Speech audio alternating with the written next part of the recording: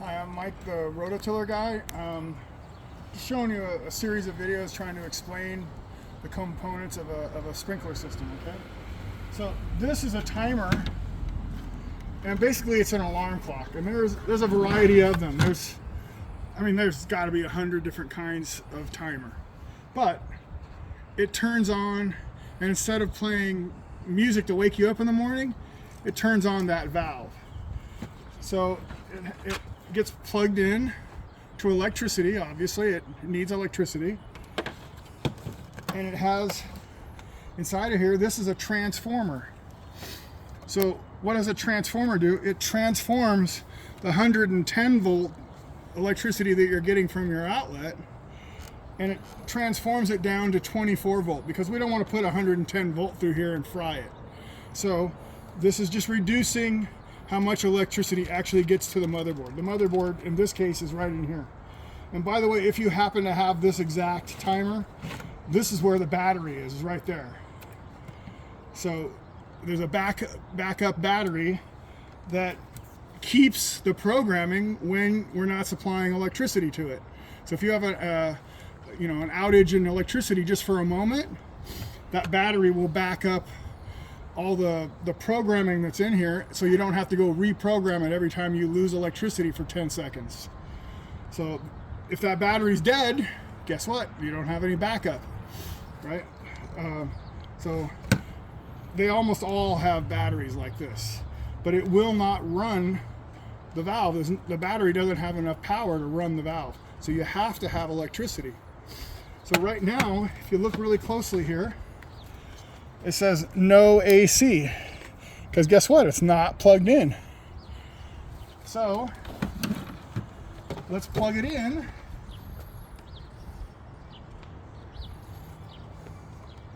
Right? I just wired that up, but guess what? It still says no AC. Oh, that's interesting. So I'm not providing power to this thing. Well, gosh, I have an outlet. Why don't I have power? Well, in this particular case, if you look very closely at it, here, drill right in here. This is a GFI, ground fault interrupter or whatever. So for some reason it got reset, and now, so I had to push that little button, and now the no AC went away. Now I have power. So I can't even tell you how many people call me with that simple of a problem. Now, they paid me $275 to show up, $275 to just push that button. I try to talk you through this on the phone, but you guys are like, oh, no, just come on out. We don't want to think about this. We don't want responsibility. But then you get mad when I go push that button and everything works again. Oh, you're going to charge me $275? Well, yeah, that's what we agreed upon. I would rather you let me talk to you on the phone and walk you through what to go look for. Maybe you don't have a GFI. Maybe this is in your garage and you don't have a GFI. But you've thrown a breaker. So now you got to go over to the breaker panel and look to see if the breakers are on or off, because we obviously don't have power, right?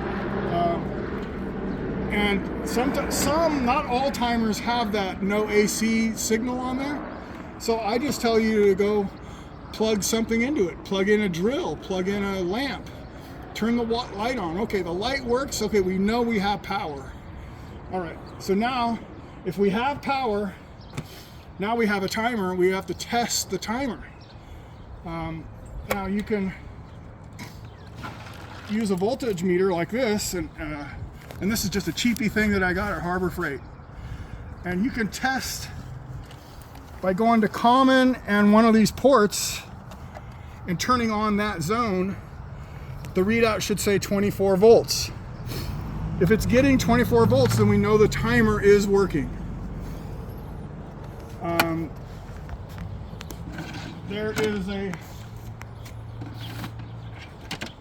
There's a wire that goes from the timer here, and it gets connected to these things here.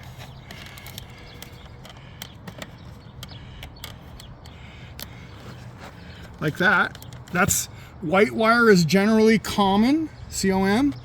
And then one of these colored wires, and it does not matter which one, but one of these colored wires would then go into port 1, 2, 3, 4, 5, 6, up to 12 or whatever, however many.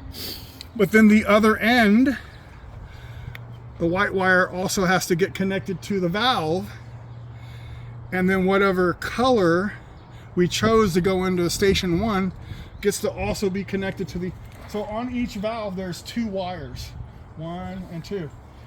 It doesn't matter which one of these, but one of them gets connected to the white and one of them gets connected to another color. It does not matter what color as long as it agrees on both ends, right? If we chose red here, then we need to choose red there, right? And then that would become valve number 1, for instance, or valve number 12, depends on where we plug number, red into. So in this case, I'm going to just directly connect. Now, wire comes in 100-foot lengths. So I can buy 100 feet of this. This is just a small example. And that's 100 feet. But I can also just go straight to the valve.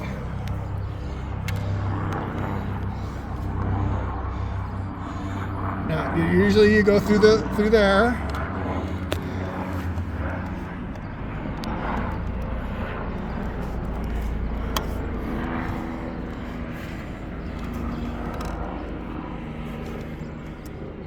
So the only reason I need more wire is because this isn't long enough to reach in here. But if it were right next to it like this, there's no reason not to do this. The other thing is it's confusing that both ends of this is red. It's helpful that one of these is white to agree with that, and then one of the other, it's just, when it's red, green, blue, purple, I know which valve I'm talking about when I'm researching it later on down the road. A week later when it's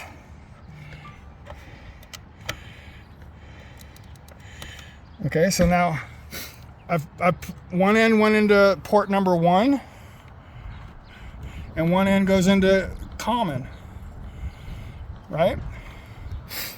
So now when I close this,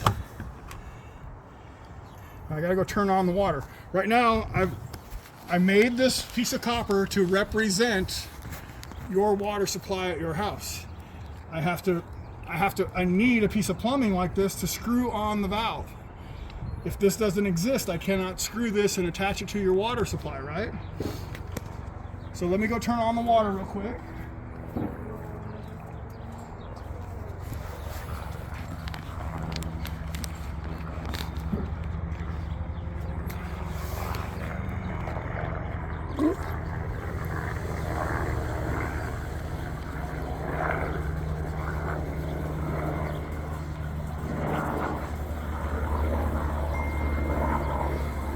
So if I've done this correctly, and I turn this on, water should come out of here. Now this side, so this is going to your copper plumbing at your house, but this side goes out to the sprinklers.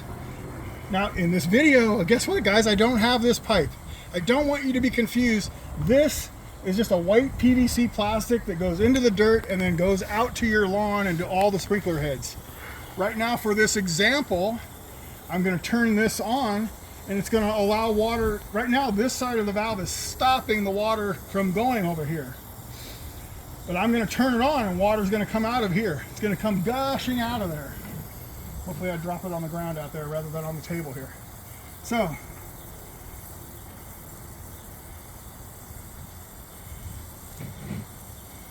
actually clear, enter.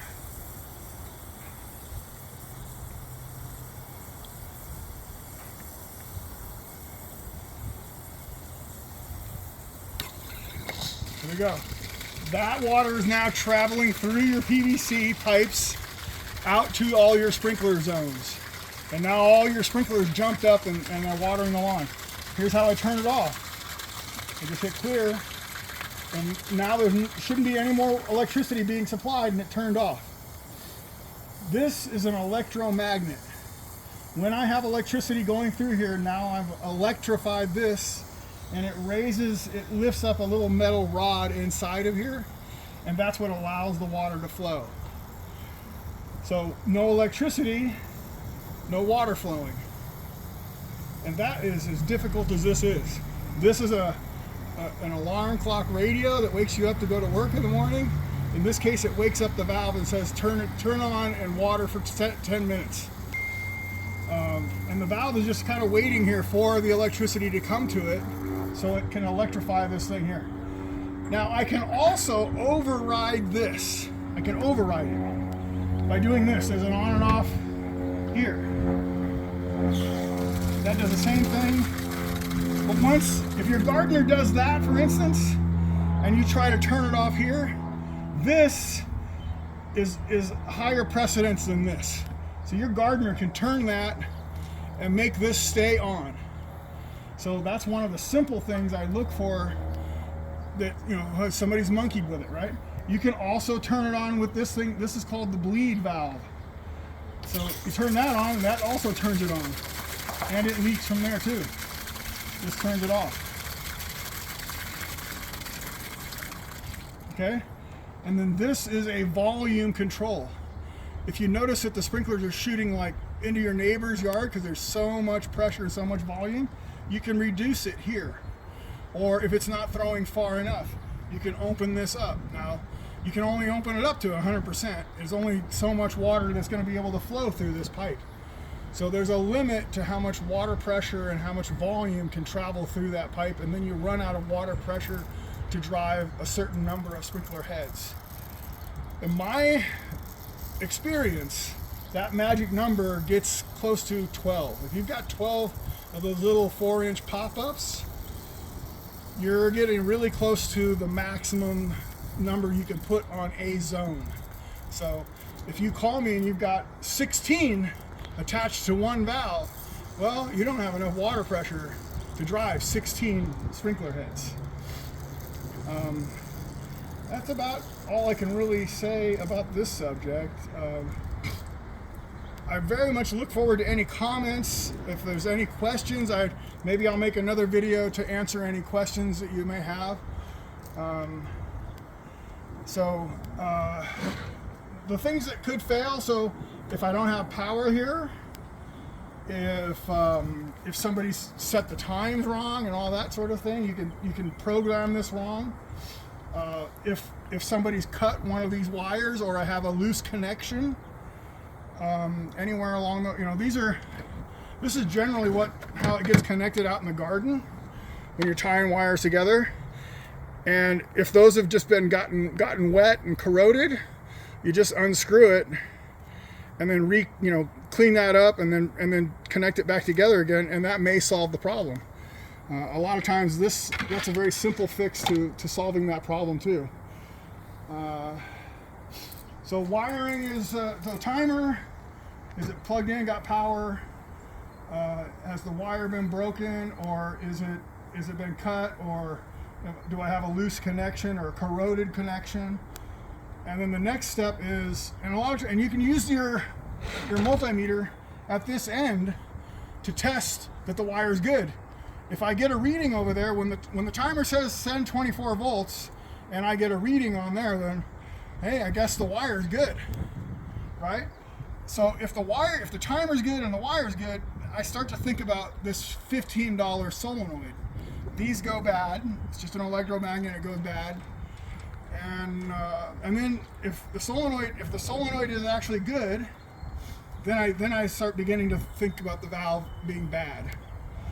The other thing that you can make sure is you have water supply. If you don't have water, somebody turned the valve to turn off the water, then, well, guess what? There's no water. You can't turn it on. Your gardener, they do some really weird things. So again, I can help you with all the silly stuff over the phone for free. Please call me. I'm happy to answer questions like that. I'd rather save you the $275 over the phone and have you think I'm a wonderful, special, nice guy than me show up and just push a button, everything works, and you owe me $275 and now you think I'm an asshole.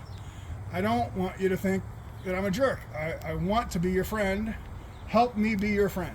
Call me and be accepting of information. I'd be happy to give you the information and try to solve any silly stuff before you get stuck having to pay. That's it for this video. This is Mike, the Rototiller guy. I hope this is helpful. And please ask me any questions. I'll be happy to make another video to answer any other questions.